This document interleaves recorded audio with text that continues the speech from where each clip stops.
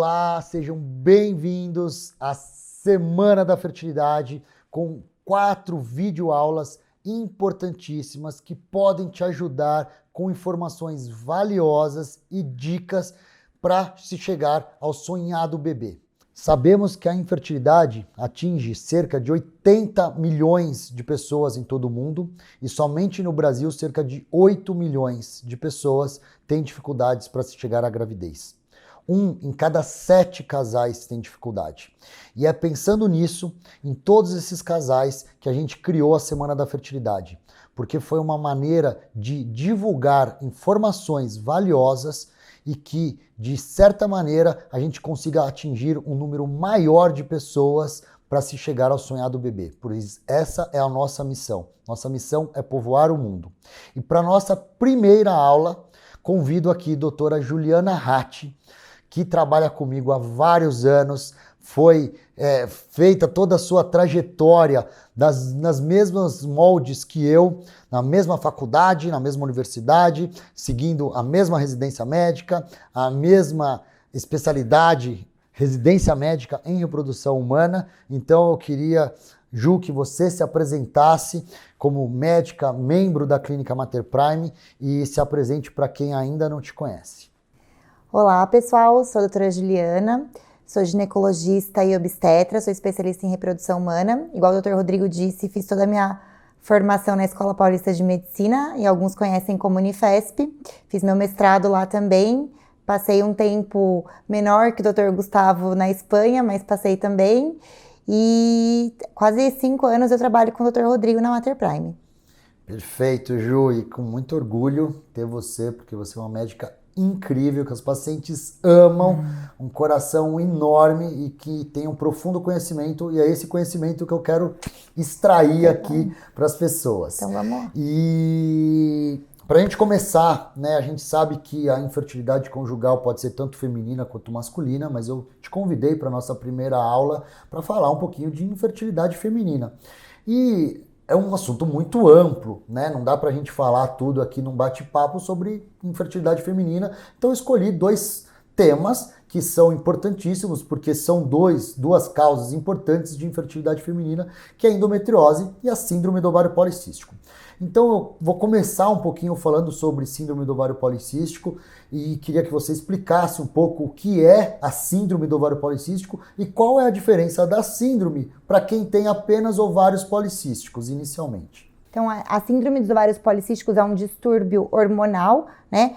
Ovulatório, então a paciente ou não ovula ou tem ciclos muito mais espaçados, ela demora muito mais para ovular, e com isso associado a alguns outros sintomas que a gente fala de hiperandrogenismo, que é clínico ou laboratorial, ou seja, ou ela tem essa manifestação no corpo, acne ou espinha, né, por causa de pele oleosa, queda de cabelo, às vezes sobrepeso, ganho de peso, são sintomas de hiperandrogenismo. Ou ela não tem nada disso, mas nos exames laboratoriais ela apresenta uma alteração de alguns dos exames hormonais. E aí essa síndrome ela se apresenta como 4 fenótipos, né? Então 3 deles a paciente tem irregularidade menstrual e 1 deles a paciente menstrua normalmente, mas ela tem os outros critérios. Então às vezes eu tenho uma paciente que é magra, que menstrua direitinho, mas ela tem os outros critérios e ela tem sim uma síndrome dos ovários policísticos. E além disso, a gente tem que lembrar que não é só uma questão ovariana, existe um distúrbio na fisiologia da glicose e da insulina, né, no metabolismo de glicose e insulina. Então, isso também fica prejudicado. Muitas dessas pacientes têm uma resistência à insulina e isso faz parte de toda a fisiopatologia da doença, né? E por isso que não é simplesmente dar pílula anticoncepcional como tratamento e bloquear e fazer com que a paciente que não menstrua, ela comece a tomar o anticoncepcional, obviamente ela vai menstruar. Então eu tô como se eu estivesse tapando o sol com a peneira, não é só isso, né? A gente tem que tratar a doença como um todo.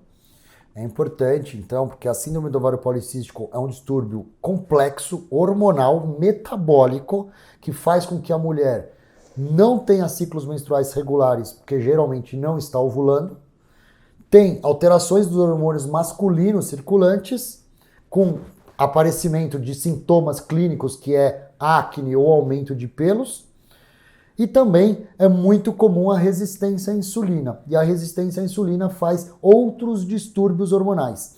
E como a Ju falou, a síndrome do ovário policístico ela sempre tem que ser tratada como uma doença complexa, porque ela aumenta por si só o risco de diabetes, hipertensão, doenças cardiovasculares, risco de câncer. Então, independente se a mulher quer ou não engravidar, a síndrome ela deve ser tratada.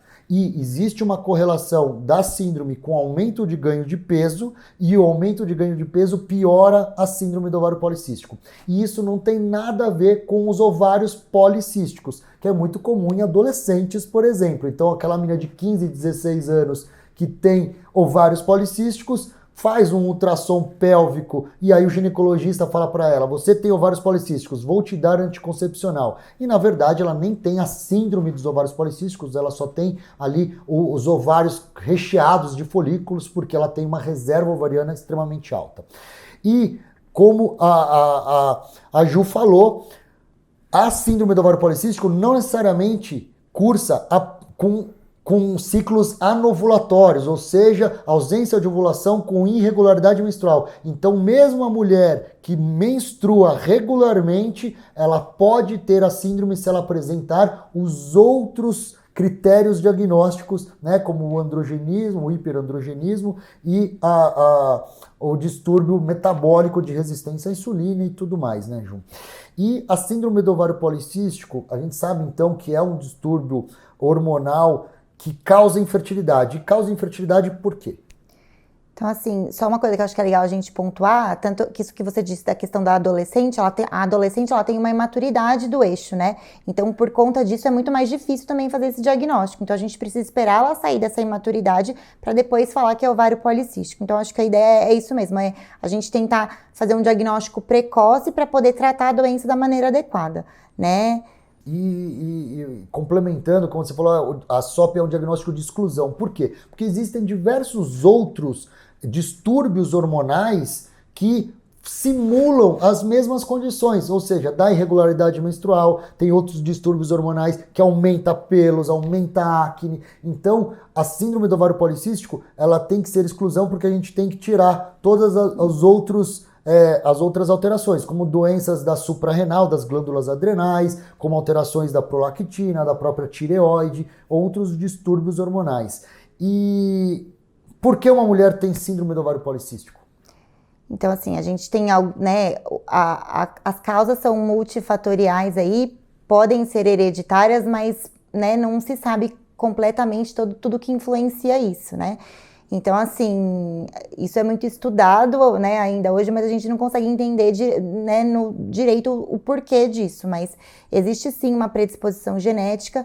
A gente tem que lembrar que às vezes a paciente não tinha e de repente ela passa a ter esse diagnóstico. A gente tem fatores externos. Então, a gente tem hoje os disruptores endócrinos, que são substâncias que estão aqui no nosso meio ambiente, por exemplo, substâncias do cigarro, da poluição, no plástico, agrotóxico, que eles mimetizam aí os hormônios do nosso corpo, alguns são xenoestrógenos que a gente fala, enfim, não só no ovário policístico, como em outras doenças e como na infertilidade no geral. Então, tem muita coisa que pode influenciar aí no aparecimento da síndrome dos ovários policísticos. Então, existem fatores genéticos e fatores ambientais. Dos fatores genéticos, quem tem um histórico familiar tem maior chance de ter, e dos fatores ambientais, basicamente, são os xenoestrógenos, que são os disruptores endócrinos que estão presentes no nosso dia a dia. Então, embalagens plásticas, todos os outros conservantes, um monte de pesticidas, herbicidas, tudo isso afeta o funcionamento dos hormônios, e então por isso que pode dar o desencadeamento da síndrome do ovário policístico. E como eu te perguntei, a síndrome do ovário policístico, ela causa infertilidade por qual mecanismo, basicamente? Então, na verdade, aquela paciente que não ovula adequadamente, né, se eu não tenho o óvulo, eu não vou conseguir fazer com que o embrião seja formado. Ou, se a paciente ovula e esse óvulo não tem uma qualidade boa o suficiente, esse embrião ou não forma o embrião, ou o embrião que é formado, ele não consegue implantar, ou às vezes implanta e a paciente tem uma gravidez bioquímica ou até um abortamento. Isso pode acontecer. Mas a dificuldade maior nela conseguir engravidar é isso. A paciente não tem, se ela não ovula, não tem como ter gestação, se ela não ovula adequadamente.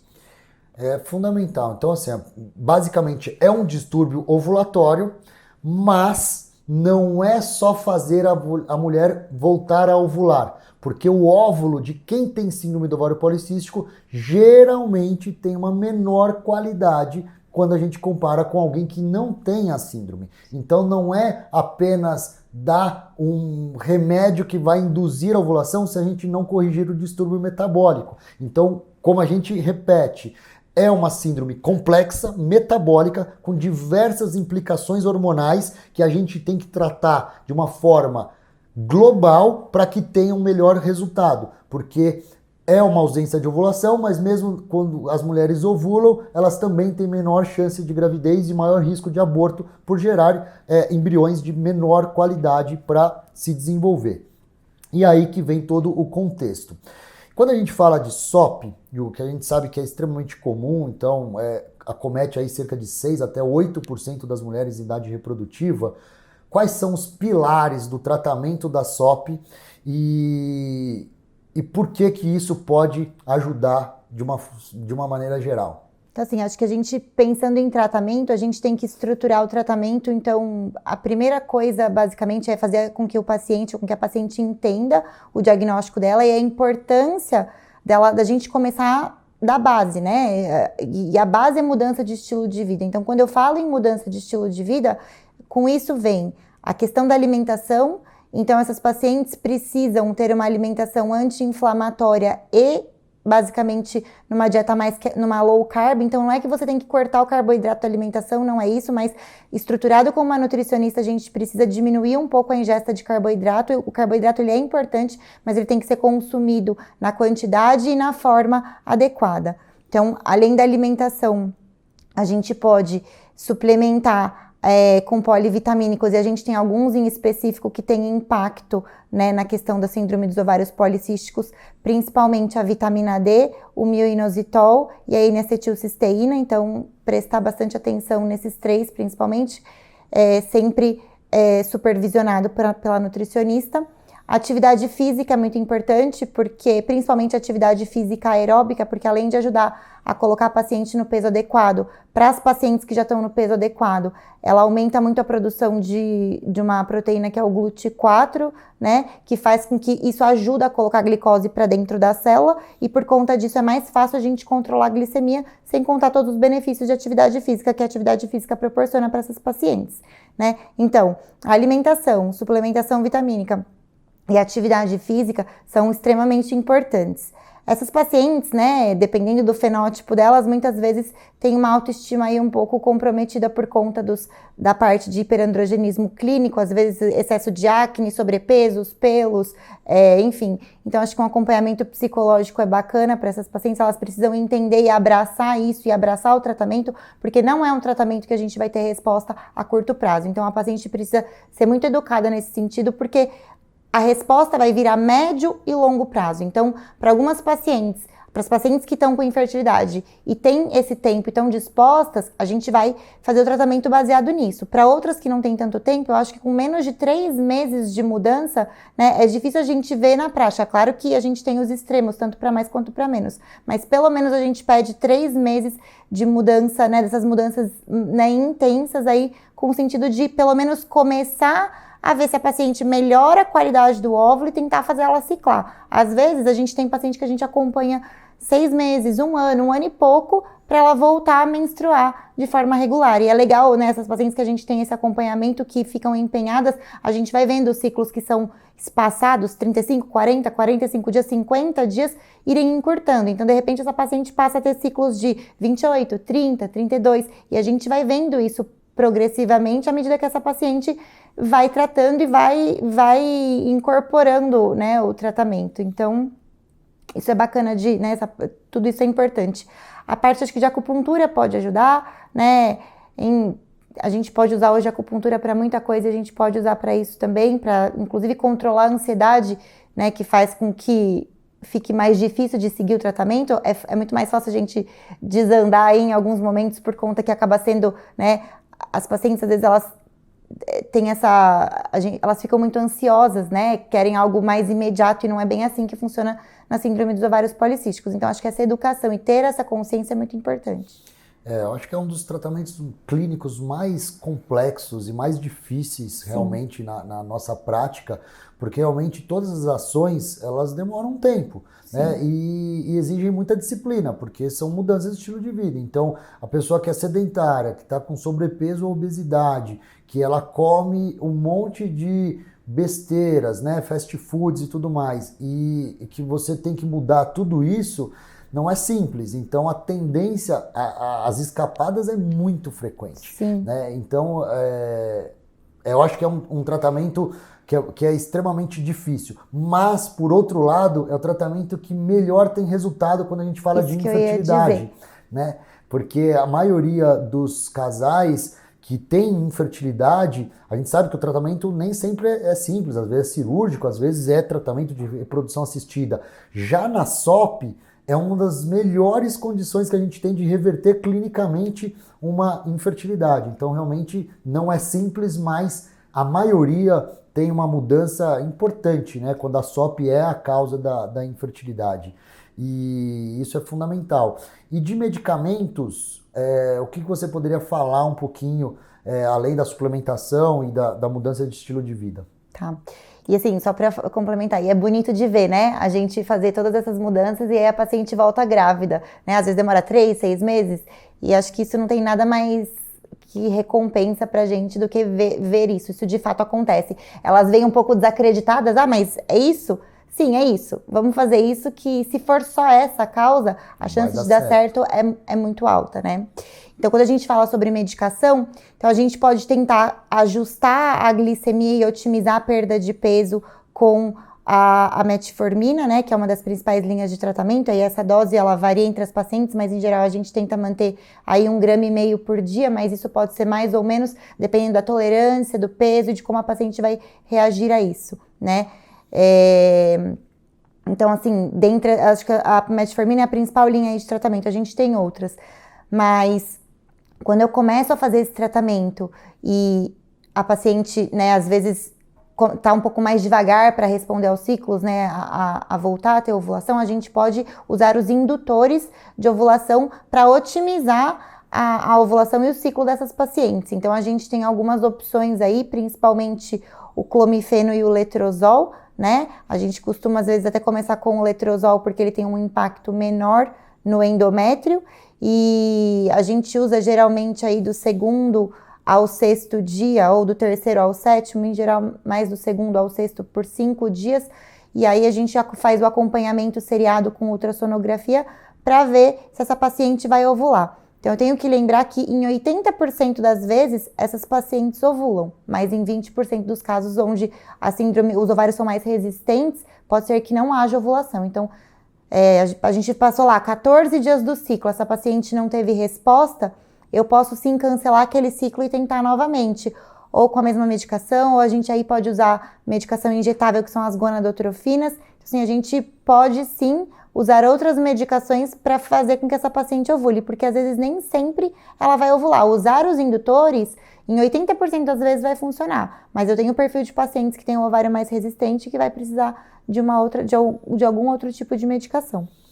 Eu acho que é importante também a gente falar, os indutores funcionam super bem, né, para um grupo de pacientes, mas que se a gente parte direto para os indutores sem todo aquele tratamento prévio, aumenta o risco de aborto. Então, na verdade, o objetivo final de ter um bebê em casa não é alcançado, porque, como a gente falou, não basta apenas ovular, e sim ter um retorno de uma melhor condição, devolvendo a fertilidade como um todo. Né? Então, não é só a ausência de ovulação. Isso é importante, porque muitas pacientes, quando chegam para a gente, já como especialista em reprodução humana, elas já chegam querendo resultados mais rápidos mesmo. Né? Então, a gente tem que deixar isso muito claro, que o tratamento depende de muitas pequenas coisinhas que vão se somando, e o indutor vai lá, é a cereja do bolo para fazer ovular e fazer a paciente engravidar.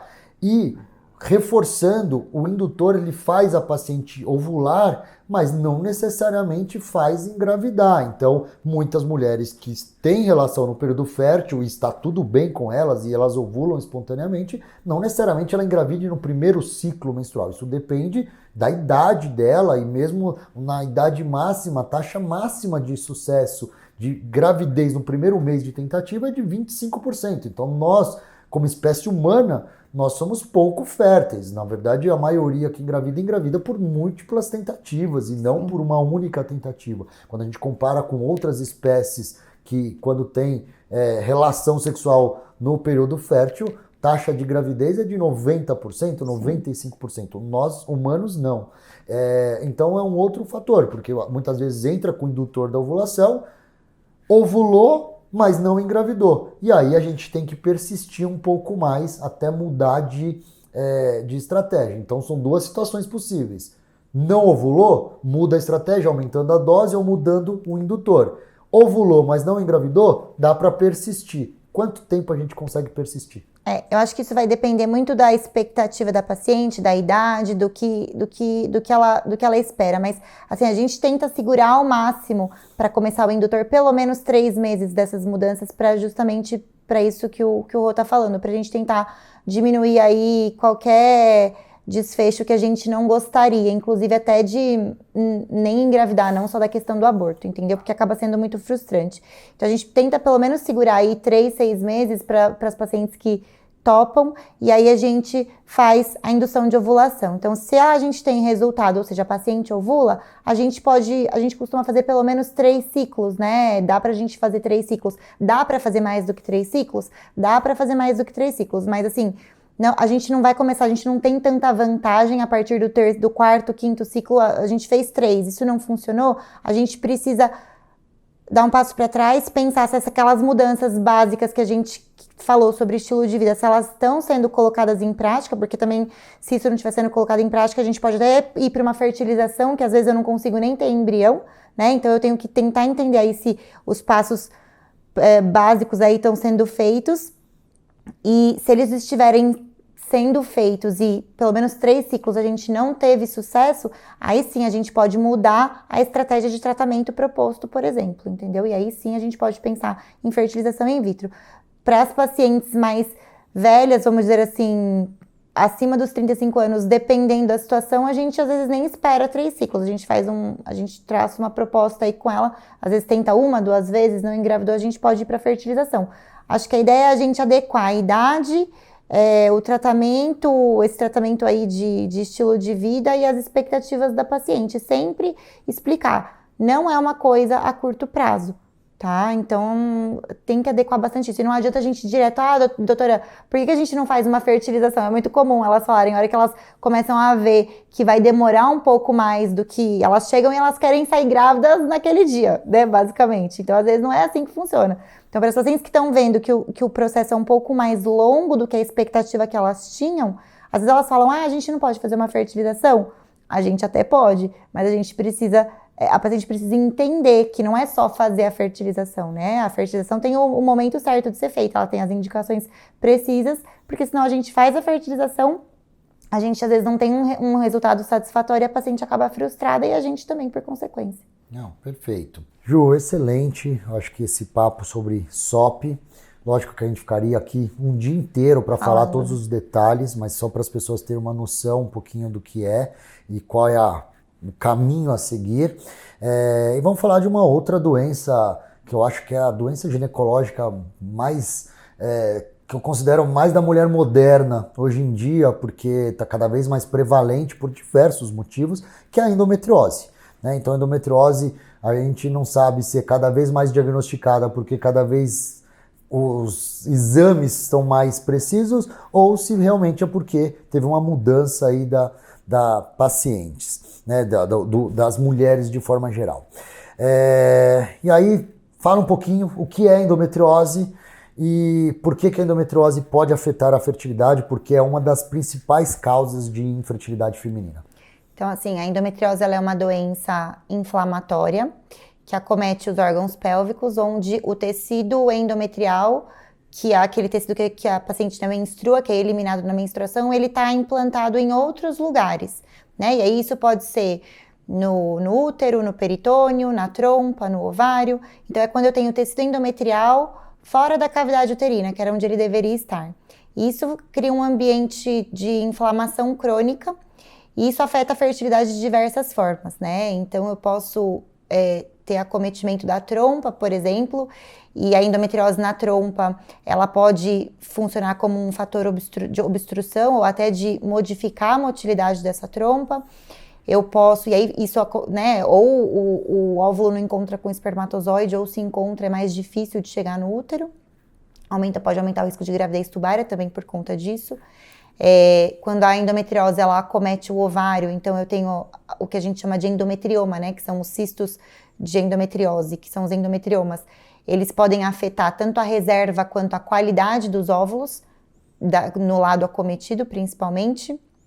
Né? Quando eu tenho endometriose uterina do lado de fora do útero, eu posso ter um processo, né, inflamatório ali que pode prejudicar a implantação ou tá ligado até com aborto ou, né, ou a falha de implantação. Quando eu tenho a endometriose crescendo de dentro para fora, ou seja, quando ela vira adenomiose, que a gente chama, eu também posso ter dificuldade, né? A adenomiose é uma outra doença, mas é no mesmo raciocínio de ser inflamatório, então eu posso ter a implantação também prejudicada. Enfim, eu tenho vários fatores aí que fazem com que a paciente tenha infertilidade. Então, das pacientes que têm endometriose, 50% vão ter dificuldade para engravidar. Então, é extremamente comum e por diversos mecanismos, tanto físicos, né, com obstruções e aderências, quanto químicos por liberação de citocinas inflamatórias, que são substâncias que fazem com que a tuba, embora esteja aberta, pode não funcionar, não trabalha a sua motilidade e diversos outros fatores, né? Então isso é importante. E aí a endometriose, então a gente sabe que tem vários graus, tem vários tipos de tratamento. Então, dentro dos tratamentos, quando a gente opta pelo tratamento clínico, quando a gente opta por uma cirurgia e quando são os casos de fertilização in vitro, de uma maneira bem resumida, porque na verdade são várias nuances que tem nesse processo como um todo para ter um tratamento mais individualizado. Então, assim, primeiro eu preciso entender se aquela paciente, qual é o grau de sintomas que essa paciente tem, porque às vezes a paciente tem pouco sintoma e não necessariamente ela vai precisar operar. O que mais fala a favor da gente fazer a cirurgia é quando a paciente é muito sintomática, ou seja, quando ela tem muita dor, né? Principalmente dor para menstruar ou fora do período menstrual, dor para ter relação sexual, enfim. Quando ela tem dor importante ou quando as lesões são extensas a ponto de acometer outros órgãos e a funcionalidade desses órgãos. Acho que isso é a principal indicação aí de cirurgia. A gente tem que lembrar que às vezes eu tenho paciente que tem pouco sintoma, mas tem uma endometriose bastante extensa e pacientes que são muito sintomáticas, ou seja, não tem bastante dor, mas o acometimento às vezes é algo que a gente esperava muito mais e na verdade não é, porque a intensidade dos sintomas não necessariamente se correlaciona com a disseminação da doença, né? Então a gente também tem que saber ponderar isso. Para as pacientes que têm endometriose, têm dificuldade, que têm a infertilidade, a gente vai ter que avaliar a idade da paciente, reserva ovariana, para entender se a gente vai direto para a fertilização in vitro e se ela precisa operar. Geralmente a paciente que precisa operar e tem infertilidade, a gente costuma sugerir que pelo menos ela congele os óvulos antes, né, da cirurgia ou que faça o tratamento e forme seus embriões para depois ir para a cirurgia, né? Claro que em alguns casos selecionados a gente pode fazer a cirurgia antes do tratamento, né? A gente não está engessado. Isso vai depender muito em como a gente vai alinhar aí as coisas. Não, perfeito. Porque na verdade a endometriose, ela, por ter várias características, né, não existe um tratamento único. Sim. Então, tem tratamento clínico melhorando, tanto impedindo que aquela menstruação aconteça nos próximos meses, diminuindo o processo inflamatório. Então, tem pessoas que podem fazer um bloqueio hormonal durante um período curto e depois quando para esse bloqueio, engravida logo na sequência? Pode acontecer. Mudança de alguns fatores que influenciam, atividade física pode melhorar a endometriose, por exemplo, diminuição de glúten, do consumo de glúten, do açúcar, né, principalmente o açúcar refinado. Então, existem algumas mudanças que realmente pode melhorar a endometriose porque é uma doença inflamatória. Então, quando a gente diminui o processo inflamatório no corpo, também melhora. Então, melhora do intestino, disbiose, também pode piorar a endometriose. Então, realmente são fatores importantes. Eu acho que o mais importante que a gente sempre tem que pensar e passar essa informação é que a endometriose é uma doença progressiva. Sim. Embora ela seja benigna, ela tem um impacto na qualidade de vida gigantesca e tem um impacto na fertilidade que muitas vezes pode se tornar até irreversível.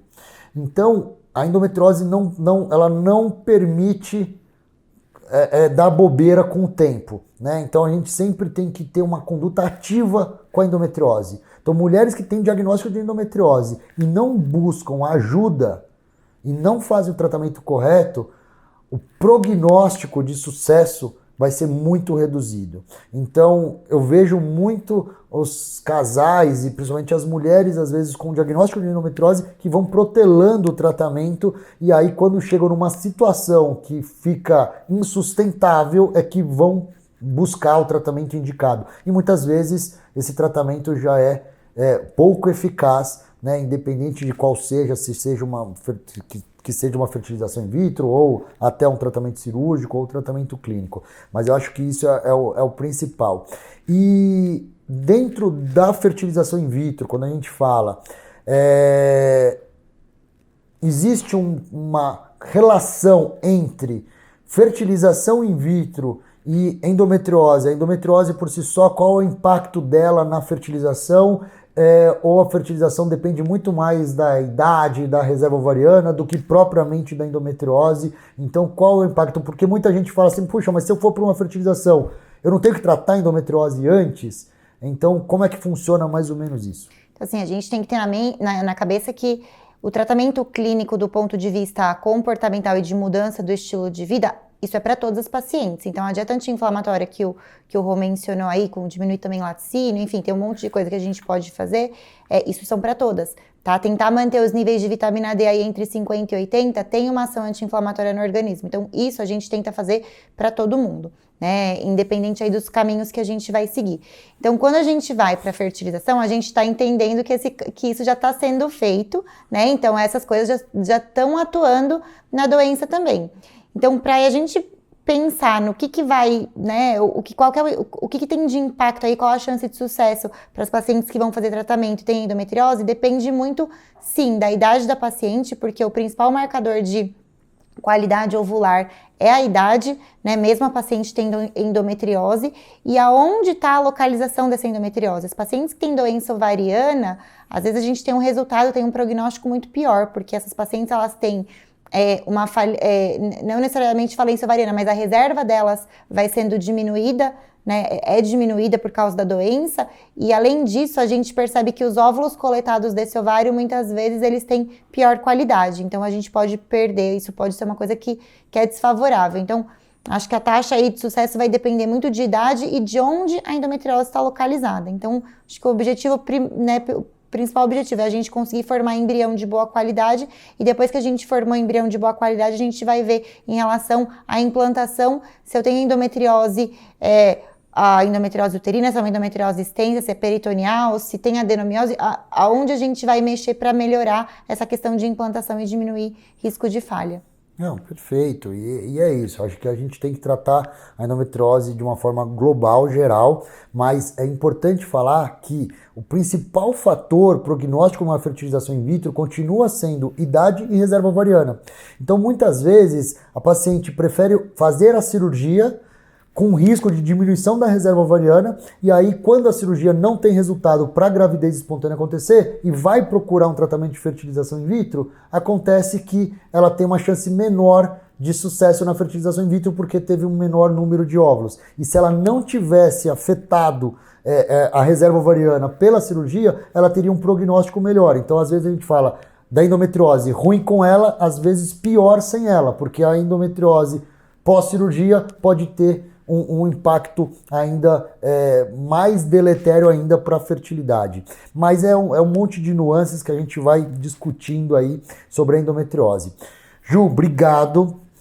Adorei nosso bate-papo, acho que foi muito explicativo, muito elucidativo aí para as pessoas. Prazer é meu aqui. Né? E eu acho que valeu muito a pena. Então espero que vocês tenham gostado desse bate-papo e vão ter mais videoaulas agora, depois com o Dr. Matheus, Dr. Gustavo e Dr. Rafael Portela. Então aguardem, espero realmente que vocês tenham gostado. Beijo para todos. Beijo.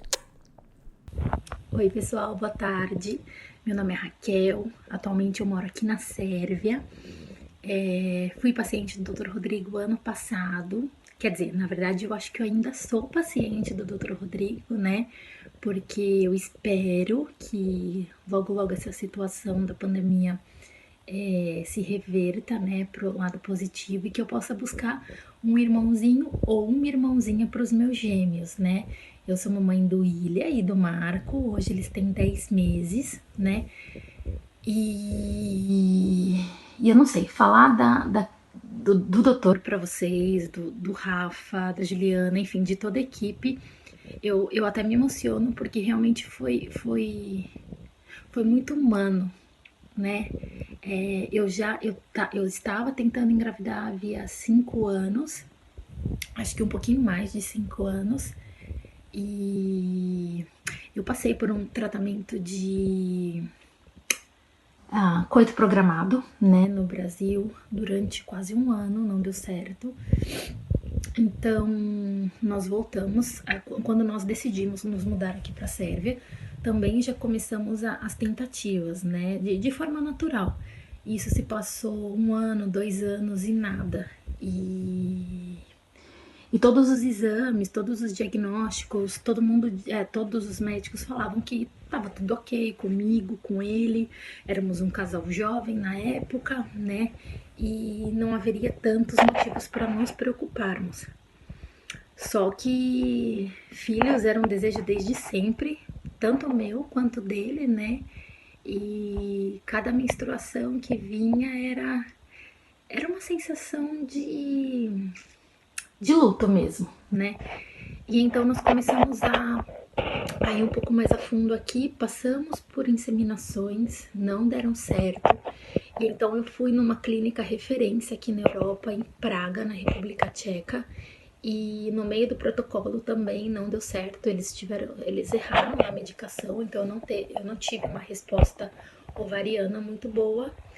E nesse tempo eu já acompanhava o Dr. Rodrigo nas redes, né, e rezava todo dia, eu colocava meus joelhos no chão para eu conseguir uma consulta com ele, o que era muito difícil, e também conciliar com a nossa ida ao Brasil, né, porque o meu marido ele trabalha embarcado em navio de cruzeiro, então era tudo muito, precisava ser muito cronometrado, né, e aconteceu um belo dia, graças a Deus eu consegui um encaixe na clínica dele e comecei a fertilização.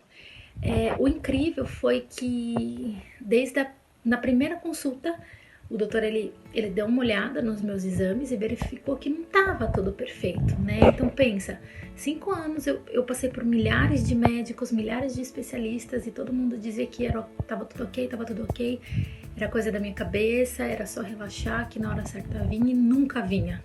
Esse hora certa nunca vinha. E ele de cara já verificou. É uma obstrução, não uma obstrução, né?